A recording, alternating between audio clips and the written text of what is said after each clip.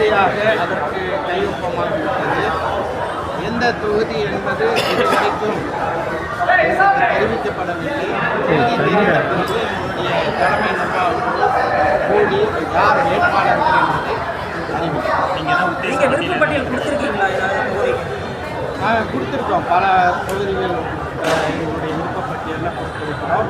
பாபநாசம் கொடுத்துருக்கிறோம், மணப்பாறை கொடுத்துருக்கிறோம், பாளையங்கோட்டை கொடுத்துருக்கிறோம், அதே போல் திருச்சி கிழக்கு கொடுத்திருக்கிறோம், ஆம்பூர் கொடுத்திருக்கிறோம், நாகப்பட்டினம் கொடுத்திருக்கிறோம், திருவாரூரை கொடுத்திருக்கிறோம். இப்படி எங்களுடைய விருப்பப்பட்டியலில்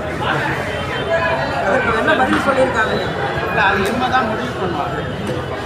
மாவட்ட தலைவர் விஜய் மதச்சார்பற்ற கொண்டு நான் பின்வாங்க மாட்டேன், அதனால இந்த தேர்தலை தனிச்சு போட்டின்னு ஒரு நிலைப்பாடு இருக்காரு. எப்படி பார்க்குறீங்க? அவருடைய மதசார்பின்மை அவருடைய வார்த்தையிலே சொல்ல வேண்டும் என்றால், பாசிசமா பாயாசமா என்று கேட்டவர், பாசிசம் எவ்வளவு கொடூரமானது, பாசிசம் இந்தியாவில் எத்தகைய உரிமைகளை நடத்தி இருக்கிறது, பாபர் மசூதி அழிப்பு உட்பட இன்றைக்கும் கூட வட இந்தியாவில் பல பள்ளிவாசல்களை இடிப்பது தான் அந்த பாசிசம்.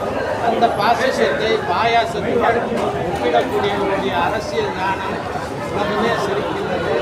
அது நம்பும்படியாக இல்லை.